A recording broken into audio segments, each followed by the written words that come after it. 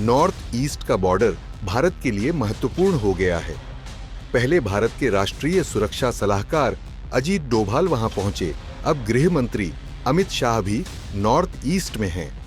भारत सरकार Myanmar border को seal कर रही है, लेकिन इसका विरोध शुरू हो गया है।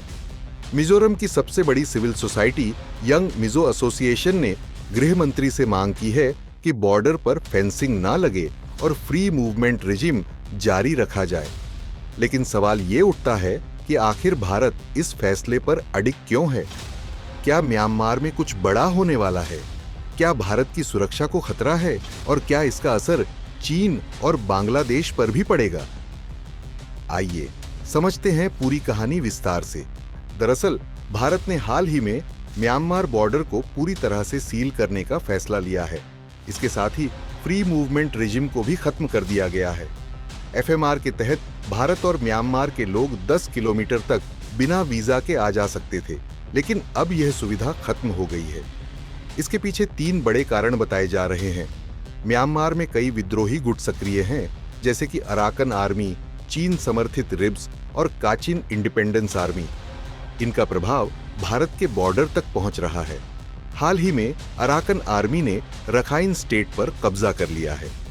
म्यांमार में जारी हिंसा के चलते बड़ी संख्या में शरणार्थी भारत में घुसने की कोशिश कर रहे हैं, जिससे सुरक्षा खतरे बढ़ रहे हैं।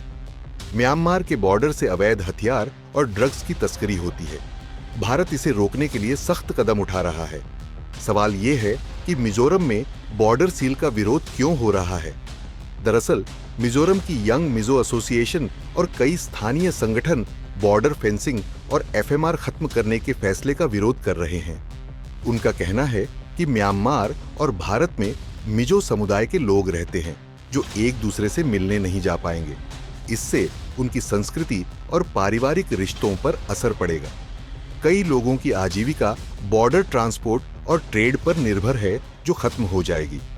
उन्होंने गृह मंत्री अमित शाह को एक मेमोरेंडम सौंपकर मांग की है कि बॉर्डर पर फेंसिंग ना हो, एफएमआर जारी रखा जाए, शरणार्थियों को राहत दी जाए, ड्रग्स कंट्रोल के लिए केंद्र सरकार फंड दे, मिजो भाषा को संविधान की 8वीं अनुसूची में शामिल किया जाए। म्यांमार में अभी स्थिति बेहद खराब है। देश में 2021 में जब सैन्य तख्तापलट हुआ था, तब से वहां गृह युद्ध जैसी स्थिति बनी हुई है। अब हाल ही में 2 बड़े घटनाक्रम हुए हैं। अराकन आर्मी ने रखाइन स्टेट में अपनी पकड़ मजबूत कर ली है। चीन समर्थित आरआईबीएस ने म्यांमार के चाइना स्टेट में विद्रोह छेड़ दिया है। हालात इतने खराब हो चुके हैं कि म्यांमार की सेना को कई इलाकों से पीछे हटना पड़ा है और कुछ जगहों पर सैनिकों ने सरेंडर तक कर दिया है। ऐसे में सवाल ये है कि क्या म्यांमार की सरकार गिरने वाली है? दरअसल कुछ एक्सपर्ट्स का कहना है कि 2025 के अंत या 2026 की शुरुआत में म्यांमार में चुनाव हो सकते हैं। लेकिन यह चुनाव कितना निष्पक्ष होगा, यह कहना मुश्किल है। अगर विद्रोह तेज होता गया तो म्यांमार की सैन्य सरकार गिर सकती है और इसका असर भारत, बांग्लादेश और चीन तीनों देशों पर पड़ेगा।